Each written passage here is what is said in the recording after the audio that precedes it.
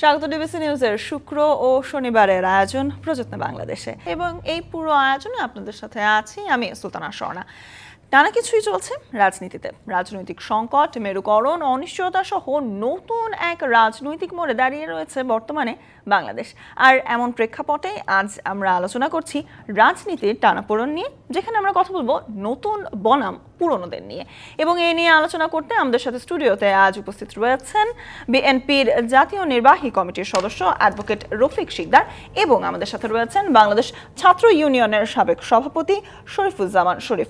প্রথমেই স্বাগত জানাতে চাই আপনাদের দুজনকেই আমাদের স্টুডিওতে। এবং আলোচনা যখন আমরা করতে চাই রাজনৈতিক প্রেক্ষাপট নিয়ে, আমরা যখন কথা বলছি নতুন বনাম পুরনো, তখন কিন্তু প্রথম যে জিনিসটা মাথায় আসে, বিশেষ করে 5 আগস্ট পরবর্তী সময়ে, যে ছাত্র বনাম রাজনৈতিক নেতা কিংবা যারা এত বছর ধরে রাজনীতি করে আসছেন তাদেরকে যদি আমি পুরনো হিসেবে ধরি, তাহলে নতুন হবে নতুন যেসব ছাত্ররা প্রথমবারের মতো ভোটার হয়ে তারা আসছেন রাজনীতিতে, কিন্তু একই সাথে তারা রাজনীতির বিভিন্ন দিক নির্দেশনাও কিন্তু দিচ্ছেন। এবং এ নিয়ে আসলে জানতে চাই বর্তমানে 5 আগস্ট পরবর্তী সময় এবং 2025-এ এসেও বাংলাদেশের প্রেক্ষাপটে রাজনীতির টানাপোড়েন কতটুকু দেখছেন। প্রথমে যদি আসি বিএনপির জাতীয় নির্বাহী কমিটির সদস্য অ্যাডভোকেট রফিক শিকদার, আপনার কাছে। ধন্যবাদ আপনাকে, ধন্যবাদ সহ-আলোচক শরীফ ভাইকে এবং যারা ডিবিসির সামনে বসে দেখছেন এবং দেখবেন, সবাইকে শুভেচ্ছা জানাচ্ছি।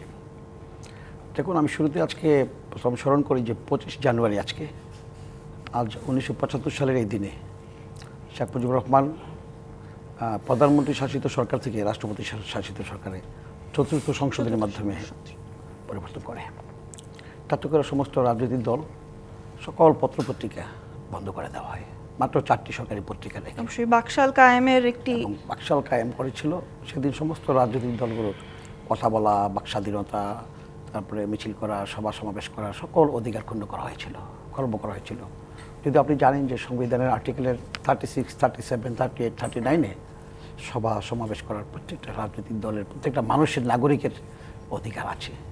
সকল অধিকার কেড়ে নেওয়া হয়েছিল সেদিন। সেই দিন আজকে 1975 সালের 25শে জানুয়ারি আপনার ডিবিসির সামনে বসে আমি কথা বলছি। আপনাকে ধন্যবাদ। আমরা আসলে নতুন পুরাতন বলতে আমরা যা বুঝি, আমরা আসলে আমাদের এই দেশটা 55 বছর হয়েছে স্বাধীন হয়েছে। আমরা কিন্তু মুক্তিযোদ্ধাদের কাছে অনেক ঋণী। মুক্তিযোদ্ধারা দেশ রক্ত দিয়ে দেশ স্বাধীন করে গেছেন, একটা বৈষম্যহীন একটা রাষ্ট্র ব্যবস্থা প্রতিষ্ঠা করার জন্য, একটা গণতন্ত্র প্রতিষ্ঠা করার জন্য, ভোটের অধিকার প্রতিষ্ঠা করার জন্য, মানবতা এবং মানবিক মূল্যবোধ প্রতিষ্ঠা করার জন্য। সেখান থেকে কিন্তু বিগত দিনগুলোতে আমরা দেখেছি যে ভোটের অধিকার মানুষের কাছে কেড়ে নেওয়া হয়েছে। মানুষ ভোট দিতে পারে নাই, শান্তিতে ঘুমাইতে পারে নাই। গুম, খুন, হত্যা, নিপীড়ন, নির্যাতন, যেগুলো 1971 সালে হয়েছিল, তার চেয়ে আরও ভয়াবহ ঘটনা ঘটেছে গত 15 বছর, বিশেষ করে আপনারা নিজে জানেন, দেশবাসী জানে। সেখানে আমাদের কিন্তু প্রত্যেকটা পর্যায়ে আমাদের বিভিন্ন ইস্যুতে আমরা কিন্তু হাসিনা বিরোধী, আওয়ামী লীগ যারা ফেসিস্ট ছিল, রেজিম সরকার আমরা যাদেরকে বলি, তাদের বিরুদ্ধে আমরা আন্দোলন করতে গিয়ে আমাদের ম্যাডাম খালেদা জিয়া প্রায় 6 বছর, জানেন যে তিনি প্রায় 2.5 বছর জেলে এবং বাকিটা তিনি অন্তরীণে ছিলেন। যদিও আজকে আমরা জানতে পেরেছি যে তিনি লন্ডনে চিকিৎসা শেষে আপাতত বাসায় গেছেন। তো ওনার কিন্তু অনেকগুলো চিকিৎসার খাত কিন্তু এখনও রয়ে গেছে, যেটা নাকি মেডিকেল বোর্ড ঢাকাতে বলেছিল যে ওই সময় যদি চিকিৎসাগুলো দেওয়া যেত তাহলে উনি হয়তো আজকে এই পরিস্থিতিতে পড়তে হতো না। তো হাসিনা সরকার এভাবে কিন্তু বিএনপি নয়, শুধু সকল রাজনৈতিক দলকে নানানভাবে নিপীড়ন নির্যাতন করেছে এবং তারা বিএনপিকে প্রথম টার্গেট করেছিল। কিন্তু বিএনপিকে কিন্তু গত 17 বছরে অনেক নিপীড়ন নির্যাতন করেও, মিথ্যা মামলা দিয়েও, হয়রানি করেও কিন্তু ভাঙতে পারে নাই। এবং খালেদা যে জেলে ছিল তার ক্রমশ শুধু লন্ডন থেকে বিএনপিকে অত্যন্ত নিপুণের সাথে এবং নিখুঁতভাবে সুসংগঠন এগিয়ে নিয়ে গেছেন ওনার নিজস্ব ক্যারিশমা দিয়ে এবং নিজস্ব চিন্তা চেতনা দিয়ে। এবং বিএনপি কোন পথে চললে মানুষের কাছে যেতে পারবে, জনগণের কল্যাণ করতে পারবে, জনমুখী হবে, সংগঠন তৃণমূলের কাছে পৌঁছাবে, সেই রকম কর্মসূচিগুলো তিনি দিয়েছিলেন এবং 31 দফা সেটি প্রমাণ হয়। আজকে শেষ দিকে এসে যদি বলি যে জুলাই আগস্টে এসে যে ছাত্ররাও যে আমাদের এই আন্দোলনের সাথে তাদের কিছু দাবি নিয়ে, তারা কোটা বিরুদ্ধে আন্দোলন করতে দাবি নিয়ে করেছিল, সেটাতে কিন্তু পরবর্তীতে আমরা তাদের কোটাকেও কিন্তু আমরা সমর্থন দিয়েছি যে না, তাদের কোটা যে আন্দোলন যে করছে সেটা যৌক্তিক, বিএনপি থেকে আমরা সমর্থন জানিয়েছি, এবং পরবর্তীতে যখন তাদের উপরে নিপীড়ন নির্যাতন করছিল তখন কিন্তু আমাদের নেতা তারেক রহমান সাহেব কিন্তু আমাদেরকে বলিয়ে দিয়েছেন যে তাদের সাথে সরাসরি, প্রথম তো আমাদের ছাত্ররা নেমেছে, পরে বিএনপিকেও বলে দিয়েছে, আমরা কিন্তু সবাই কিন্তু সরাসরি ওই আন্দোলনে আমরা যুক্ত হয়েছি। তো সকল আন্দোলনের ফলে যে আজকে একটা 5ই আগস্ট পর পরিবর্তন হওয়ার পরে আজকে কারা এই ছাত্ররা তো আমাদেরই সন্তান, আমাদেরই তো পরবর্তী জেনারেশন, তারা এই আজকের ছাত্ররা, আজকে সমগ্র ছাত্র বলতে শুধু বৈষম্য বিরোধী ছাত্র না, আমি মনে করবো সমস্ত বাংলাদেশের যারা তরুণ ছাত্র সমাজ সবাই কিন্তু একভাবে না একভাবে কিন্তু এই আন্দোলন অংশ করেছে। তারা কিন্তু আগামীর বাংলাদেশ, তারাই আমাদের ভবিষ্যৎ। তাদের সাথে আমাদের রাজনৈতিক দল হিসেবে কিংবা আমি ব্যক্তিগত হিসেবে তাদের সাথে আমাদের কোনো তফাৎ নেই। তারা তো আমাদেরই সন্তান, তারাই তো আগামী দিনে দায়িত্ব পালন করবে। কিন্তু আমার কাছে একটা জিনিস ভাবতে অবাক লাগে আপা, যে 71 মুক্তিযুদ্ধের সময় মুক্তিযুদ্ধরা যুদ্ধ করে কিন্তু তারা কিন্তু দেশটা কিন্তু শাসন করার জন্য রাজনৈতিক নেতৃবৃন্দের কাছে দিয়েছেন, সিনিয়রদের কাছে। আজকে যারা তরুণ ছাত্ররা যারা আন্দোলনে অংশগ্রহণ করেছিল, ইন্টেরিয়াম গভর্নমেন্টের যিনি প্রধান ডক্টর ইউনূস সাহেব, ওনার উপর সম্মান রেখেই বলি তিনি একজন প্রজ্ঞাবান মানুষ। আমাদের দেশে কিন্তু অনেক যোগ্য অনেক মানুষ আছে যারা ধরে নিরপেক্ষই, তারা কোনো রাজনৈতিক দল করে নাই, কিন্তু রাজনৈতিক অনেক অভিজ্ঞতা আছে। সেই সকল মানুষকে নিয়ে কিন্তু এই ইন্টারিম গভর্নমেন্টটা তৈরি করতে পারতো, কিংবা করেছেও, করে না যে তা না, এখানে অনেক ভালো যোগ্য লোক আছে। কিন্তু তরুণ ছাত্রদেরকে যখন নাকি দায়িত্ব দেওয়া হলো যে তোমরাও আমাদের উপদেষ্টা মণ্ডলীর সদস্য হবে, তারা কিন্তু নেওয়ার পরে কিন্তু ইচ্ছে করলে তারা পদত্যাগ করলে কিন্তু আরও অনেক বড় হতো। রিফিউজ করলে যে না, আমরা আন্দোলন করেছি, এখন আপনারা সুন্দরভাবে একটা নির্বাচন দেন, সংস্কার করেন, নির্বাচন দেন, সুন্দর একটা এগিয়ে যান। কিন্তু তারা কি করেছে, তারা একেবারে সাথে সাথে উপদেষ্টার দায়িত্ব নিয়েছে। ভালো, তরুণ সমাজ উপদেষ্টার দায়িত্ব নিতে পারবে না, দিলে সেটা কোনো কথা নয়, নিয়েছে তারা এই দেশের। নেওয়ার পরে তাদের যে কথাবার্তা মনে হয় মাঝে মাঝে, যেটা তাদের ব্যক্তিগত হতে পারে, নিশ্চয়ই আমি পুরো সরকারকে বলবো যে পুরো সরকারের কথা, কিন্তু এক এক সময় এক একজন যেভাবে কথা বলে, তাতে আমার কাছে মনে হয় যে তারা এখনও বোধহয় অর্বাচীন আছেন। আর তারা অর্বাচীন থাকার কথাও, কারণ তাদের বয়স কত, তাদের অভিজ্ঞতা কী রাজনীতির থাকবেই। এটা যে তারা আজকে বলছে কালকে যে আবার এটা বলবে, সেটাও বিশ্বাস করি না। এবং আমি বিশ্বাস করি যে তাদেরকে নিয়ে আলোচনা হবে এবং কথা হবে। তারাও তো এই সরকারের, আওয়ামী লীগ সরকারের বিরুদ্ধে লড়াই করেছে। তো কাজেই আমরা যে উদ্দেশ্যে এই সরকারটা গঠন হয়েছে, বা যে উদ্দেশ্যে আমরা আওয়ামী লীগ সরকারকে আমরা হটিয়েছি, রাজনৈতিক দলগুলো, ক্রিয়াশীল রাজনৈতিক দলগুলো, শরীফ ভাইয়ের রাজনৈতিক দল, ছোট দল, যা চলছে সকল দল মিলে কিন্তু রাজপথে কিন্তু লড়াই করেছি সেদিন। তো সুতরাং এটা যদি আমরা ব্যর্থ হই সঠিক সুষ্ঠু একটা অবাধ নির্বাচন করতে, তাহলে এবং সেই দায় কিন্তু সকল রাজনৈতিক দলের এবং আজকে যারা উপদেষ্টা মণ্ডলীতে আছে তাদেরও নিতে হবে, সেটাও তারা খুব ভালো করেই জানে। আমি বিশ্বাস করি যে তারা ব্যর্থ হবে না, এবং তাদেরকে সফল হওয়ার জন্য এবং সুষ্ঠু নির্বাচনের জন্য আমাদের বিএনপি থেকে আমাদের তারেক রহমানের নেতৃত্বে আমরা সবসময় তাদেরকে সহযোগিতা করছি যে সুষ্ঠু একটা অবাধ নির্বাচনের পথে দেশ যাবে এবং একটু সুন্দর একটা সুখী বাংলাদেশ বিনির্মাণ করবো। আমরা কিন্তু সেদিকে যাচ্ছি। তারেক রহমান আজ বলেছেন যে দু একটি পয়েন্ট ছাড়া কিন্তু বিএনপির 31 দফার সাথে সরকারের সংস্কার উদ্যোগের তেমন কোনো আমরা পার্থক্য দেখছি না, এবং তিনি গত বছর কিন্তু তিনি সংস্কারের এই দফাগুলো দিয়েছিলেন, পরে আরো কতগুলো। এবং আরেকটা কথা, শরীফুজ্জামান শরীফের কাছে আপনি যেহেতু তরুণদের নেতা ছিলেন এবং সাবেক সভাপতি বাংলাদেশ ছাত্র ইউনিয়নের, সেক্ষেত্রে তারুণ্যের সাথে কাজ করে কিন্তু আপনার অভিজ্ঞতা প্রচুর। সেক্ষেত্রে আসলে জানতে চাই, এখন কি আপনি বর্তমান প্রেক্ষাপটে মনে করেন, অ্যাডভোকেট রফিক শিকদার যেরকম বলছিলেন যে তরুণদের কথাবার্তা অনেকটাই অর্বাচীন, আপনি আসলে বর্তমান তারুণ্যের সাথে কতটুকু এই কমেন্টটাতে একমত? ধন্যবাদ আপনাকে, ধন্যবাদ দর্শক শ্রোতাদেরকে, আমার সাথে রফিক ভাইকে শুভেচ্ছা। রফিক ভাই ইতিহাসের অনেকগুলো জায়গায় স্পর্শ করেছেন। 5ই আগস্ট আমাদের এখানে একটা বড় পরিবর্তন ঘটে গেছে, এবং এই পরিবর্তনে যারা নেতৃত্ব দিয়েছেন আমরা তাদেরকে নিয়ে আলোচনা করছি। তো আমি একটু পেছনের দিকে যদি যাই, যে এই যে 5ই আগস্টের যে গণ অভ্যুত্থানটা, এবং এই গণ অভ্যুত্থানটা 15 দিন 18 দিনের জনগণের জাগরণের বহিঃপ্রকাশ না, এটা প্রায় 15 সাড়ে 15 বছর 16 বছর মানুষ নানাভাবে নির্যাতিত হয়েছে, তারা চেষ্টা করেছে এবং ব্যর্থ হয়েছে, কিন্তু এর ভেতর থেকে আস্তে আস্তে করে অনেকগুলো স্ল্যাব তারা নির্মাণ করেছে, এবং সর্বশেষ 5ই আগস্টে তার পরিবর্তনটা হয়েছে।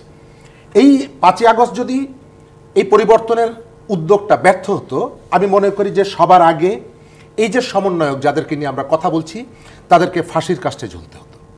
যদি 5ই আগস্টের অভ্যুত্থানটা যদি ব্যর্থ হতো, সবার আগে তাদের উপরে সব থেকে বেশি নির্যাতনটা নেমে আসতো। এই যে শিক্ষার্থী যারা, এই যে সমন্বয়কারী যারা, এই যে ছাত্র নেতা যারা, ছাত্রকর্মী যারা, এরা কেউই তাদের শিক্ষা প্রতিষ্ঠানে ফিরতে পারতো না, তারা তাদের হলে থাকতে পারত না। অর্থাৎ এই গণঅভ্যুত্থানটা যদি ব্যর্থ হতো শেষ প্রান্তে আগস্ট মাসে, তাহলে সব থেকে বেশি নির্যাতিত হতে হতো এদেরকে। এবং শেষ মুহূর্তে এসে তারা ঝুঁকিগুলো নিয়েছেন, বন্দুকের সামনে বুক পেতে দিয়েছেন। কিন্তু তারপরে 6 মাসের মাথায় তাদেরকে নিয়ে এত আলোচনাটা কেন? আলোচনাটা এই কারণে যে আমাদের এই যে গণঅভ্যুত্থানের যে আকাঙ্ক্ষাটা ছিল, আমরা যে ধরনের একটা সমাজ নির্মাণ করব 15 বছরের যে স্বৈরাচারী শক্তিকে পরাজিত করে, সেই সমাজ নির্মাণের ক্ষেত্রে এই তরুণদের মধ্যে কতগুলো বিভ্রান্তি আমি দেখছি। তারা আমাদের যে আকাঙ্ক্ষার যে জায়গাগুলো ছিল, সেই আকাঙ্ক্ষার জায়গাগুলো থেকে তারা সরে গেছে। আপনি যদি মনে আছে নিশ্চয়ই যে সেই গণঅভ্যুত্থানে একজন রিক্সাওয়ালা প্রেস ক্লাবের সামনে দাঁড়িয়ে, রিক্সার উপরে দাঁড়িয়ে তিনি যে স্যালুটটা দিয়েছিলেন, ভাইরাল হয়েছিল। অর্থাৎ এই গণঅভ্যুত্থানে রিক্সাওয়ালাদের পার্টিসিপেশন ছিল। এই গণঅভ্যুত্থানে একজন শিশু মায়ের কাঁধে ঘুমিয়ে পড়েছে, মায়ের হাতে একটা পানির বোতল, মা হেঁটে হেঁটে শহীদ মিনারে যাচ্ছে, সেই ছবিটা ভাইরাল হয়েছে। তার অর্থ হচ্ছে এই গণঅভ্যুত্থানে এই পরিবর্তনের আকাঙ্ক্ষার সাথে ওই যে তরুণ বা ওই যে শিশু, তার একটা কন্ট্রিবিউশন আছে। কিন্তু এই ছাত্র নেতাদের মধ্যে আমি যেটা দেখলাম যে যখন তাদের গাড়িতে পতাকা উঠল, তখন তারা মনে করা শুরু করলেন যে এই গণঅভ্যুত্থান একমাত্র আমরাই হচ্ছে স্টেক হোল্ডার। কিন্তু বাংলাদেশের গত 15.5 বছরের যে শ্রেণী পেশার মানুষ, ইন্ডিভিজুয়ালদেরও অবদান আছে। যে মানুষটা কার্টুন আঁকার কারণে জেলখানায় বন্দি অবস্থায় মৃত্যুবরণ করলেন, তার কি এই অবদান নেই 15 বছরের শেষ মুহূর্তের এই যে গণঅভ্যুত্থানে? এই গণঅভ্যুত্থানে বা শেখ হাসিনার বিরুদ্ধে মানুষের যে ক্ষোভ, মানুষের যে ঘৃণা, সেই ঘৃণাকে জাগিয়ে তোলার ক্ষেত্রে ওই যে মোস্তাকের কি অবদান নেই? অবশ্যই আছে। বাংলাদেশের এই যে কুমিল্লা ক্যান্টনমেন্টে যে মেয়েটি মারা গেল, তনু, যার হত্যাকাণ্ডের বিচার হলো না, শেখ হাসিনা বিচার করলেন না। নারায়ণগঞ্জের ত্বকী, যে হত্যাকাণ্ডের বিচার বন্ধ থাকলো শুধুমাত্র খুনিরা শামীম ওসমান পরিবারের সদস্য বলে, তাদের কি কোনো অবদান নেই? কিন্তু আমরা দেখতে পেলাম যে এই ছাত্রনেতারা এসে বললেন যে কারো কোনো অবদান নেই।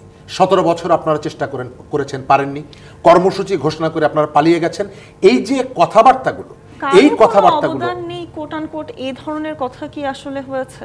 বিভিন্ন জায়গা থেকে আপনাকে যখন এই কথাটা বলা হবে যে আপনারা কর্মসূচি দিয়ে পালিয়ে গেছেন, আপনাকে যখন এই কথাটা বলা হবে যে আপনারা পারেননি, আমরা পেরেছি, তখন কোনো কোনো কথা আপনাকে পরিষ্কার করে বলতে হয় না। আপনি সাইন দিয়ে বা আকারে ইঙ্গিতে বলে দেওয়া হয় যে এখানে অন্যান্য স্টেক হোল্ডার যারা, তাদেরকে আপনি কিভাবে ট্রিট করছেন।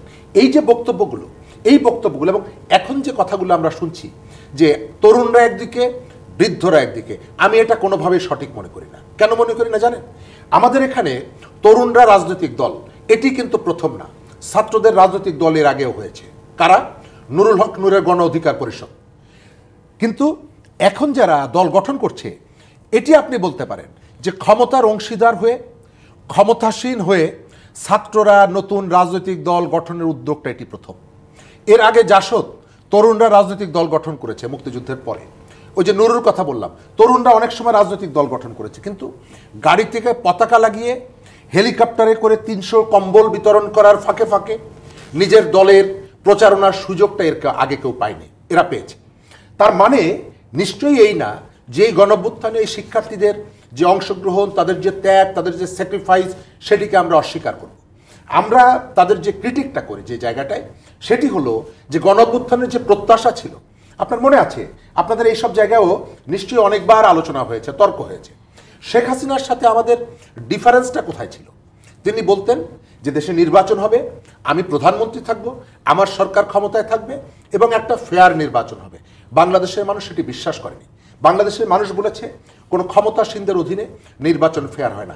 যে কারণে শেখ হাসিনার এই যে সমালোচনাটা হতো, আজকে যখন আপনি এসে বলবেন যে আমি, আমার গাড়িতে পতাকা থাকবে, আমি মন্ত্রী থাকব, আমি উপদেষ্টা থাকব, আমি প্রশাসনকে নিয়ন্ত্রণ করব এবং আমি একটা দল গঠন করব, সেই দলটা হবে গণতান্ত্রিক, এটি কি হয়? এটা কি সম্ভব?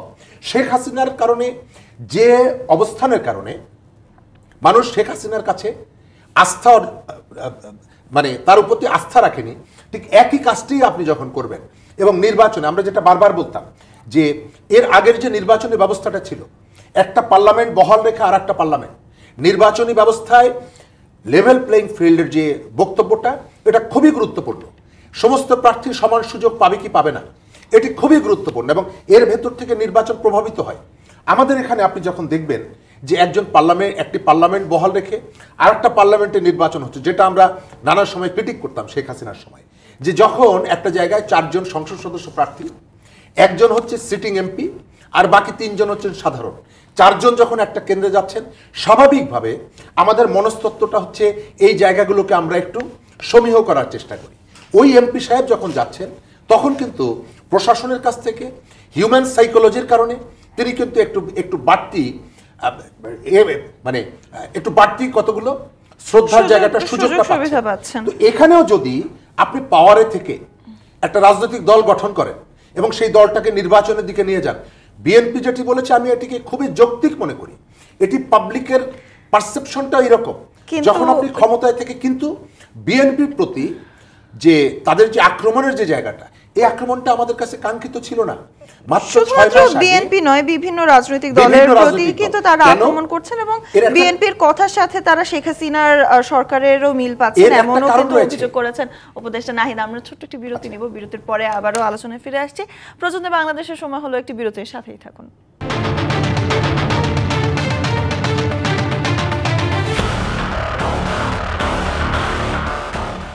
স্বাগত প্রযত্ন বাংলাদেশে, এবং আজ আমরা আলোচনা করছি রাজনীতির টানাপোড়েন নতুন বনাম পুরনো নিয়ে। এবং এই আলোচনায় আমাদের সাথে স্টুডিওতে রয়েছেন বিএনপির জাতীয় নির্বাহী কমিটির সদস্য অ্যাডভোকেট রফিক শিকদার এবং রয়েছেন বাংলাদেশ ছাত্র ইউনিয়নের সাবেক সভাপতি শরীফুজ্জামান শরীফ। আবারও স্বাগত জানাতে চাই আপনাদেরকে। বিরতির আগে আসলে আমরা আলোচনা করছিলাম ছাত্রদের কিংবা আমাদের ছাত্র যেসব উপদেষ্টা রয়েছেন তাদের আসলে বিভিন্ন মন্তব্য নিয়ে কথা হচ্ছিল। তবে এ পর্যায়ে যদি বলি, গণতন্ত্রের উত্তরণে নানা সমস্যা জটিলতা দুটোই কিন্তু দেখা দিচ্ছে। 5 আগস্ট পরবর্তী সময়ে যদি বলি, বিভিন্ন সংস্কার কমিটির বিভিন্ন মন্তব্য নিয়ে হোক, কিংবা সরকার যেভাবে ভ্যাট আরোপ করছে কিংবা বিভিন্ন সংস্কার চাচ্ছে, বিভিন্ন তাদের উদ্যোগ নিয়েই কিন্তু জটিলতা দেখা দিচ্ছে। এবং ছাত্র নেতারা বিভিন্ন প্রস্তাব করলে সেখানে কিন্তু আমরা দেখছি বিএনপির একটা বিরোধিতা রয়েছে, এবং পরবর্তীতে আমরা লক্ষ্য করছি যে বিএনপির প্রস্তাবও ছাত্র নেতারা খুব সুনজরে দেখছেন না। সেক্ষেত্রে গতকাল আমাদের সাথে স্টুডিওতে বৈষম্য বিরোধী ছাত্র আন্দোলনের এক সমন্বয়ক ছিলেন, এবং তিনি কিন্তু বলেছেন যে বিএনপি কিংবা রাজনৈতিক দলগুলো ছাত্রদের পালস বুঝতে পারছে না এখনো। তার সাথে আসলে আপনারা কতটুকু একমত? অ্যাডভোকেট রফিক, আপনার কাছে যদি যাই। রফিক শিকদার, এখন ছাত্রদের পালস বিএনপি বোঝে না, এটা সঠিক না। বিএনপি বাংলাদেশের সমগ্র জনগণের পালস বোঝে, এবং জনগণের পালস বুঝেই বিএনপি রাজনীতি করে এবং রাজনৈতিক কর্মসূচিগুলো দেয়। এমনকি বিএনপি জনগণের পালস বোঝে বলেই, এবং ছাত্র শ্রমিক কৃষক মেহনতি মানুষের পালস বোঝে বলেই বিএনপিকে সবচেয়ে বেশি ভোটে সুষ্ঠু আবাদ নির্বাচনে বিগত দিনগুলোতে নির্বাচিত করেছে। একই প্রক্রিয়াতে যদি ছাত্র সংসদ নির্বাচনগুলোর কথা বলেন, তাহলে আমি বলবো যে বিগত দিনগুলোতে যে ছাত্র সংসদ নির্বাচনগুলো হতো, পশ্চিমবঙ্গ এরশাদ ক্ষমতা আসার পর থেকে, বা 82 সালের 24শে মার্চের পরে যদি আমি বলি আর কি, যে অংশগ্রহণমূলক যে নির্বাচনগুলো হয়েছিল, সেখানে কিন্তু ঢাকা বিশ্ববিদ্যালয়ের ডাকসু, ইউকসু, চাকসু, রাকসু, বাকসু, ডামেস্কু, মেডিকেল সমস্ত মেধাবী ছাত্রদের প্রতিষ্ঠান তো এগুলো, এখানে কিন্তু বিপুল ভোটে ছাত্রদলকে, কিন্তু জাতীয়তাবাদী ছাত্রদলকে ভোটে নির্বাচিত করেছে ছাত্ররা, মেধাবী ছাত্ররা। বুয়েট ছাত্রদলে কিন্তু ছাত্রদলেরই পূর্ণ প্যানেলে বিজয় লাভ করার ইতিহাস আছে। কাজে আজকে যে সকল ছাত্র বন্ধুরা উপদেষ্টা গিয়েছেন, তাদের বোঝা উচিত, সেই ইতিহাসগুলো তাদের জানা উচিত। তাদের আরও বেশি করে জানা উচিত যে আওয়ামী লীগ সরকার এবং আওয়ামী লীগ সংগঠনটা কী। তারা জানে না সেটাও আমি বলবো না, তবে সমাজে নানান রকমের লোক আছে তো, সামনে পিছনে অগোচরে, কেউ কেউ বিশৃঙ্খলা করতে চেষ্টা করছে, ভুল বুঝাবুঝি তৈরি করার চেষ্টা করছে। মিত্র শক্তি যেগুলো আছে, যে সকল শক্তিগুলো ফ্যাসিস্ট এবং রেজিমের বিরুদ্ধে লড়াই করেছে, সেই শক্তিগুলোকে ভাগ করার জন্য, সেই শক্তিগুলোকে দুর্বল করার জন্য, এবং যে শক্তি নিয়ে আমরা আগামী দিনে বাংলাদেশকে আরও সুন্দর করে গড়ে তুলব, যেটি আমাদের যেমন রাজনৈতিক দল হিসাবে আকাঙ্ক্ষা। আমাদের রাজনৈতিক দলেও তো ছাত্ররা আছে, আমাদের রাজনৈতিক দল তো ছাত্র সংগঠন তো বিশাল সংগঠন, এশিয়ার মধ্যে সর্ববৃহৎ ছাত্র সংগঠন। আবার যদি বলেন যে অন্যান্য সংগঠনগুলো, শরীফুজ্জামানের ছাত্র ইউনিয়ন, তারাও একটা ক্রিয়েটিভ সংগঠন, তারাও আন্দোলন করেছে বিভিন্ন গণতন্ত্রের সংগ্রামে শরীফুজ্জামান একটা কথা বলেছিলেন কিছুক্ষণ আগে, যে গণতন্ত্রের সংগ্রাম মানে সংগ্রাম আমাদের মানে বারবার ব্যর্থ হয়েছে। আমরা ব্যর্থ হয় নাই, আমরা গণতন্ত্রের সংগ্রাম মাঝে মাঝে কখনো কখনো ব্যাহত হয়, ব্যর্থ হয় না, এবং আমরা ব্যর্থ হই নাই। পরিশেষে কিন্তু আমরা গণতন্ত্রের সংগ্রামে কিন্তু আমরা বিজয় অর্জন করেছি। তবে এই বিজয়টাকে আমাদের ঘরে তোলার, জনগণের ঘরে তুলে দেওয়া, এটা এখন আমাদের চ্যালেঞ্জের ব্যাপার। এখানে কেউ কেউ বলতে চাচ্ছে বিএনপি নির্বাচন চায় কেন? বিএনপি একটি বড় রাজনৈতিক দল, জনগণের পালস বুঝে জনগণ কিন্তু নির্বাচন চাচ্ছে। কারণ 15 বছর জনগণ ভোট দিতে পারে নাই, ভোট কেন্দ্রে যেতে পারে নাই, ভোটার সেন্টারে যেতে পারে নাই, ভোট সেন্টারে যাইতে দেওয়া হয় নাই, তাদেরকে ভোট দিতেও দেওয়া হয় নাই। তাদের সরকার, আওয়ামী লীগ সরকার, ওদের নির্বাচনগুলো হয়েছে, তাদের ভোটও লাগে নাই। সে কারণে তারা পুলিশ এবং প্রশাসন লোক দিয়ে তারা নির্বাচিত হয়েছে। পুলিশকে প্রশ্নবিদ্ধ করেছে, প্রশাসনকে প্রশ্নবিদ্ধ করেছে, যে কারণে মেধাবী প্রশাসনের যারা ছিল তাদেরকে কিন্তু বঞ্চিত করেছে বিভিন্ন পদ থেকে। সরকারের যারা তলবিভাগ ছিল তারা প্রশাসনের বিভিন্ন জায়গায়, গুরুত্বপূর্ণ জায়গাগুলোতে বসিয়েছিল। এই যে সব জায়গায় যে বৈষম্য করেছিল আওয়ামী লীগ সরকার, সকল অঙ্গনে, রাজনৈতিক অঙ্গন থেকে শুরু, রাজনীতিও অনেক ঠকিয়েছে জনগণকে, রাজনৈতিক দলগুলোকে লাভ দিয়ে নির্বাচনে নিয়ে তাদেরকে ছুঁড়ে ফেলে দিয়েছে। এবং সেই জন্য আমি বলবো যে আজকে সকল লাভ থেকে দূরে সরে রাজপথে ছিল বিএনপি এবং অপর ছাত্র সংগঠনগুলো, মানে অপর যে ক্রিয়াশীল রাজনৈতিক দলগুলো আছে আরও বাংলাদেশে, তারা কোনো হাসিনার লোভে পা দেয় নাই, এমপি হওয়ার জন্য পা দেয় নাই। হাসিনার সরকারের এবং হাসিনার পার্লামেন্টে যারা দামি নির্বাচনে পার্লামেন্টে গেছে, দেখেন তারা একটাও কিন্তু আজকে নাই, সব পালিয়ে গেছে। 300 এমপির মধ্যে একজন এমপিও নাই। এমনকি আন্দোলন সংগ্রামের সময় যখন নাকি প্রশাসন বা আমাদের বিরোধী নেতাদের বুকে গুলি চালিয়েছে, একজন পার্লামেন্টের মেম্বার কিন্তু পদত্যাগ করে নাই, একজন পার্লামেন্টের প্রতিবাদ করে নাই, আওয়ামী লীগ সরকার একজন মন্ত্রী পদত্যাগ করে নাই, প্রতিবাদ করে নাই। সে কারণে আজকে তারা সমগ্র জনগণের এই ধাওয়া খেয়ে তারা পালিয়ে গেছে। এমনকি এমপি মন্ত্রীরা এখনও পালাচ্ছে। চোরা কারবারি হয় শুনি, চোরা পথে চোরা কারবারি মালামাল, রাজনৈতিক নেতারাও চোরা পথে পালিয়ে যায়। এটা কিন্তু আওয়ামী লীগের ইতিহাস বাংলাদেশে। গতকালই মির্জা আব্বাস বলেছেন যে ১/১১-র সবচেয়ে বড় লক্ষ্যবস্তু ছিল কিন্তু বিএনপি, এবং সবচেয়ে বেশি সাফারও করেছে বিএনপি নেতাকর্মীরা। তিনি এমন যখন মন্তব্য করা হচ্ছে, সেই প্রেক্ষাপটে কিন্তু আবার আমাদের উপদেষ্টা মণ্ডলীর মধ্যেও কিন্তু ১/১১-র মতো একটি কিংবা -2 ফর্মুলার মতো বিভিন্ন পথ তারা তৈরি করছেন। এই ধরনের প্রশ্নও কিন্তু আমরা শুনছি উপদেষ্টাদের মুখ থেকে, এমন মন্তব্য করছে বিএনপি। শরীফুজ্জামান শরীফ, আসলে আবারও আরেকটি ১/১১ কিংবা -2-র পথে কি ধাবিত হচ্ছে দেশ, কি মনে করেন আপনি? প্রথম জায়গাটা হচ্ছে যে বাংলাদেশের রাজনীতিকে ঘিরে শুধুমাত্র আমাদের ডোমেস্টিক প্রবলেমগুলোই না, বা আগ্রহের জায়গা শুধু ডোমেস্টিক জায়গা থেকেই না, বাইরের যারা অ্যাক্টর আছে, বড় বড় অ্যাক্টর, সেটি আপনি ইন্ডিয়া বলেন, সেটা আমেরিকা বলেন, ইউরোপীয় ইউনিয়ন বলেন, তাদেরও কতগুলো আনাগোনা আমাদের এই জায়গাগুলোতে আছে। একসময় বলা হতো যে আমাদের এখানে প্রকৃতির কারণে গাছে ফুল ফোটে, নদীতে পানি আসে। এখন শুধু প্রকৃতি চাইলেই এটি হয় না, আমাদের যে ইন্টারন্যাশনাল যে অ্যাক্টর যারা আছেন, তারা চাইলে আমাদের এখানে বন্যা হয়, তারা চাইলে কোনো কোনো এলাকা শুষ্ক মরুভূমিতে পরিণত হয়, তারা চাইলে তাদের ইচ্ছা অনিচ্ছার উপরে আমাদের এইখানে রাজনীতির গতি প্রকৃতি নির্ভর করে। বাংলাদেশের 1-11 মানে হচ্ছে রাজনীতির থেকে 2 নেত্রী এবং 2টো দলকে কোণঠাসা করে ফেলা, অথবা পর্যায়ক্রমে তাদেরকে বিদায় করার যে ব্লু প্রিন্টটা ছিল, এবং তাদের নানা রকমের দুর্বলতাকে পুঁজি করে আমি এখনও মনে করি যে সেই পরিকল্পনার থেকে সেই অ্যাক্টররা দূরে সরে যায়নি, এবং এই ঘটনার সাথে যারা যুক্ত ছিলেন তারা অ্যাক্টিভ আছেন। আজকের যে সরকারটি ক্ষমতায় বসে আছে, তাদের আশপাশে অনেকেই আছেন যারা 1-11-এর সময় খুবই সক্রিয় ছিলেন। রাজনীতির থেকে শেখ হাসিনা এবং খালেদা জিয়াকে, আওয়ামী লীগ এবং বিএনপিকে বের করে দেওয়ার যে সেই সময়ের যারা অ্যাক্টিভ ছিলেন, অ্যাক্টর ছিলেন, তাদের অনেককেই আমি ডক্টর ইউনূসের আশপাশে দেখি। এমনকি তিনি নিজেও নতুন একটি দল তখন গঠন করার উদ্যোগ নিয়েছিলেন। তখন যারা মিডিয়ার মাধ্যমে অথবা অন্যান্য থিওরি দিয়ে তখন ফখরুদ্দিন মঈনুদ্দিনের পাশে ছিলেন, তারা এখনও আছেন। সুতরাং তাদেরকে আমি যখন দেখি, এবং তাদের কতগুলো প্রস্তাবনা সংস্কারের নামে, যে প্রস্তাবনাগুলোকে আমি মনে করি যে রাজনীতিতে একটা দীর্ঘমেয়াদী সংকট তৈরি করার একটা পরিকল্পনা। আপনি এখানে এসে বলছেন যে 40% ভোট যদি কাস্ট না হয় সেই নির্বাচন গ্রহণযোগ্য হবে না। আমি মনে করি যে নির্বাচনকে গ্রহণযোগ্য করার জন্য আপনার অনেকগুলো শর্ত এখানে প্রয়োজন, কিন্তু এই শর্তটা আমি মনে করি যে খুবই বিপজ্জনক। কারণ বাংলাদেশের পলিটিক্স আওয়ামী লীগ এবং বিএনপির বড় দুটো বলয়ে বিভক্ত। এখানে 100% ভোট কাস্ট হয় না কখনো। সেখানে যদি একটি রাজনৈতিক দল দুর্নীতি অথবা নির্বাচনী পরিবেশ গ্রহণযোগ্যতার বাইরে পলিটিক্যাল কোনো বক্তব্য দিয়ে নির্বাচন যদি বয়কট করে, 1970 সালে ভাসানী যে নির্বাচনটা বয়কট করেছিল রাজনৈতিক বক্তব্য দিয়ে, তো এখান থেকে যদি বয়কট করে তাহলে ওই যে ভোটের পার্সেন্টেজটা কমে যাবে এবং নির্বাচন একটা ঝুঁকির মুখে পড়বে। এরকমের কতগুলো অনেকগুলো জায়গা আছে। আজকে স্থানীয় সরকার নির্বাচন ব্যবস্থা সংক্রান্ত যে সংস্কার কমিটি যে প্রস্তাবটা দিয়েছে, আপনার চেয়ারম্যান হতে হলে আপনাকে ডিগ্রি পাস হতে হবে, আপনার পৌরসভার মেয়র হতে হলে আপনাকে ডিগ্রি পাস হতে হবে, অনার্স পাস করতে হবে আপনাকে। যে দেশের একটা দেশের গণতান্ত্রিক ব্যবস্থায় আমার নেতৃত্ব কে দেবে এটি কিন্তু সরকারি সচিব পর্যায়ে বা বিসিএস পরীক্ষা দেওয়া না, যে এই কোয়ালিটি থাকলে আপনি বিসিএসে পার্টিসিপেট করতে পারবেন। এটি হচ্ছে একটা নির্বাচনী ব্যবস্থা।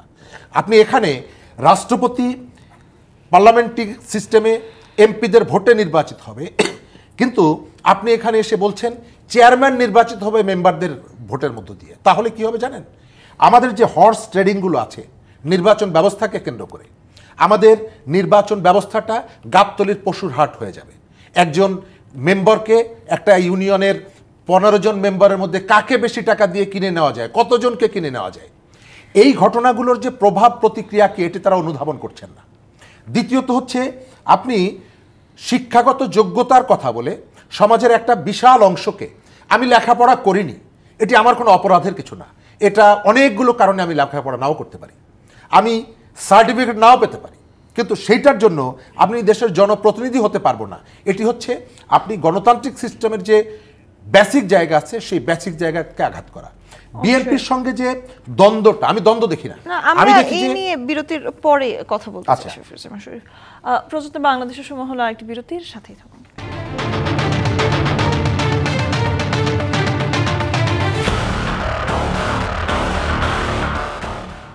স্বাগত জানাতে চাই প্রযত্নে বাংলাদেশে, এবং আজ আমরা আলোচনা করছি রাজনীতির টানাপোড়েন নতুন বনাম পুরনো নিয়ে, এবং এ নিয়ে আলোচনা করতে আজ আমাদের সাথে স্টুডিওতে রয়েছেন বিএনপির পক্ষ থেকে রফিক শিকদার, এবং আমাদের সঙ্গে রয়েছেন সাবেক বাংলাদেশ ছাত্র ইউনিয়নের সভাপতি শরীফুজ্জামান শরীফ। এবং আবারও আমন্ত্রণ জানতে চাই আপনাদের দুজনকে। শরীফুজ্জামান শরীফ, বিরতির আগে আসলে আমরা কথা বলছিলাম নির্বাচন নিয়ে। আপনি নির্বাচনের বিভিন্ন সংস্কার যেগুলো করতে চাচ্ছে সংস্কার কমিশনগুলো, তা নিয়ে কথা বলছিলেন। সেক্ষেত্রে যদি আসলে জিজ্ঞাসা করি, সংস্কার কমিশনের বিভিন্ন তো সংস্কার কমিশন হলো, সেগুলোর কয়েক দফায় কিন্তু সময়ও বাড়ানো হয়েছে, এবং সেই সংস্কারের দিকে আসলে যতগুলো আমরা শুনতে পেয়েছি, কতটুকু সেগুলোর সাথে আপনি একমত? এখানে তো অনেকগুলো প্রস্তাবনা আসছে, মোটা দাগে 2-4টা জায়গায় আমি আমার ডিফারেন্সটা বলতে পারি। আমি অনেকগুলো জায়গায় দেখতে পাচ্ছি যে আমাদের সাথে বাস্তবতার সাথে অনেক জায়গায় অমিল আছে। অনেকগুলি প্রস্তাবনা আসলে আপনি আমাদের মতো এরকমের জায়গায় এটা বাস্তবায়নের দিকে যেতে পারবেন না। আবার কোনো কোনো জায়গায় এই যে স্থানীয় সরকার নির্বাচনের যেটা আমি বললাম, কোনো কোনো জায়গায় তারা তাদের নিরপেক্ষতাও নষ্ট করছে। যেমন লোকাল গভর্নমেন্ট আগে নাকি ন্যাশনাল ইলেকশন আগে, এটি নিয়ে পলিটিক্যাল পার্টির মধ্যে কিন্তু একটা ডিবেট আছে। একটা পক্ষ মনে করছে যে লোকাল গভর্নমেন্ট আগে হওয়া উচিত, আর একটা পক্ষ মনে করছে ন্যাশনাল ইলেকশনের পরে হওয়া উচিত। ঠিক সেই মুহূর্তে আমাদের এখানে একটা কমিশন, তারা নির্বাচন সংস্কারের যে কমিশন, তারা প্রেস কনফারেন্স করে বলছে মানুষ স্থানীয় সরকার নির্বাচনটা আগে চায়, এত % মানুষ। এই কথা বলার ভেতর থেকে আপনি ওই যে ন্যাশনাল পলিটিক্সের যে দুটো পোল হয়ে গেছে, একটা পোলে আপনি অবস্থান গ্রহণ করছেন। এটি আপনার নিরপেক্ষতার জায়গা থেকে এটা কাঙ্ক্ষিত না, আপনি কোনো দিকে যেতে পারবেন না। এক, দ্বিতীয় জায়গাটা হচ্ছে যে আপনি কোনো ডিসিশনও দিতে পারবেন না, সেই অধিকারটা আপনাকে দেওয়া হয়নি। প্রস্তাবগুলো আপনি সরকারের কাছে দিবেন, চিফ অ্যাডভাইজারের কাছে দিবেন, কিন্তু সংবাদ সম্মেলন করে আপনি আপনার ওপিনিয়নগুলো একের পর এক তুলে ধরছেন, এতে সমাজের মধ্যে বিভ্রান্তি তৈরি হচ্ছে। আমাদের সংবিধান বিষয়ে যে বক্তব্যগুলো এসেছে সংবিধান সংশোধনের জন্য, আমরা খুবই মর্মাহত যে সংবিধান সংশোধনের জন্য যে মানুষটাকে আপনি দায়িত্ব দিয়েছেন তিনি বাংলাদেশের সিটিজেন না। আমাদের এখানে হিস্ট্রি যখন লিখিত হবে তখন আজকে হয়তো মব ট্রায়ালের ভয়ে অথবা অন্যান্য কারণে অনেকেই ভয়ের মধ্যে আছে, আপনি মিডিয়াতে যে লিস্ট ধরিয়ে দিচ্ছেন, অনেকগুলো কারণে তারা এই কথাগুলো বলছে না। কিন্তু যখন ইতিহাস লেখা হবে তখন লেখা হবে যে আমরা এরকমের একটা পরিস্থিতি এসেছিলাম, আমাদের এরকমের বেসিক কতগুলো জায়গা, যে জায়গাগুলোতে আমরা একটা ন্যাশনাল কনসেনসাস তৈরি করার উদ্যোগ ছিল, সেই জায়গাগুলোকে আপনি এইভাবে, আমাদের তো প্রয়োজন ছিল না, আপনি বিদেশ থেকে বাইরে থেকে কেন, আপনি কনসালট্যান্ট বলতে পারতেন যে আমি এই কাজগুলো করার জন্য কনসালট্যান্ট নিয়োগ দিয়েছি। তো আমি দেখতে পাচ্ছি যে অনেকগুলো জায়গায় মোটা দাগে আমাদের যে গণ অভ্যুত্থানের যে স্পিরিট, গণ অভ্যুত্থানের যে চেতনা, সেখান থেকে ট্রেনটাকে ডাইভার্ট করা হয়েছে। নতুন নতুন পলিটিক্স এর সাথে ইনভলভ করে দিয়ে, নতুন নতুন অবজেক্টিভ সেট করে দিয়ে আপনি মানুষের ওই যে আকাঙ্ক্ষার জায়গাটা আপনি অন্যদিকে নিয়ে গেছেন। বিএনপির যে কথাটা বলছি, আমি এই সময়কালে বিএনপির তাদের যে সাংগঠনিক অনেক রকমের দুর্বলতা আমি দেখছি, তাদের সম্পর্কে নানা রকমের সমালোচনাও দেখছি, নেতাকর্মীদেরকে তারা নিয়ন্ত্রণ করতে পারছে না। কিন্তু আমি একটা মনে করি কি জানেন, এই সময়কালে ন্যাশনাল পলিটিক্সে বিএনপি যে রেসপন্সিবিলিটি দেখিয়েছে এটি ইতিহাস মনে রাখবে। কেন? বাংলাদেশের গণ অভ্যুত্থানের যে চেতনা সেটিকে ওলট পালট করে দিয়ে এই যে সমন্বয়কদের একটি অংশ এবং এর বাইরের থেকে আরেকটি অংশ, এটাকে মুক্তিযুদ্ধের কাউন্টার হিসেবে দাঁড় করানোর যে তাদের যে পরিকল্পিত প্রচেষ্টা করছে, বিএনপি সেটিকে ব্যর্থ করে দিয়েছে। আমি বিএনপিকে মানে এই কারণে বিএনপির প্রশংসাটা আমি এই জায়গাটা করি, তার যে পলিটিক্সের যে জায়গাটা গ্রহণ করেছে, আমাদের মুক্তিযুদ্ধকে ঢেকে দেওয়ার এবং পরাজয়ের সেই যে গ্লানিটাকে অন্যদিকে নিয়ে যাওয়ার এবং তাই কিন্তু মুখোমুখি দাঁড় করিয়ে দেওয়ার যে প্রবণতাটা আছে, এই কাজটা যদি আপনি করতে থাকেন, এই যে সমন্বয়কদের প্রতি অশ্রদ্ধা, বিতর্ক, সেক্ষেত্রে গণতন্ত্রের স্পিরিট থেকে আসলে কতটুকু ডাইভার্ট হয়ে গেছে বর্তমান প্রেক্ষাপট? না, গণতন্ত্রের স্পিরিট থেকে তো বর্তমান প্রেক্ষাপট ডাইভার্ট হয়নি, বরং গণতন্ত্রকে প্রাতিষ্ঠানিক রূপ দেওয়ার জন্য প্রতিদিন কাজ করছে বিএনপি এবং অপর সংগঠনগুলো।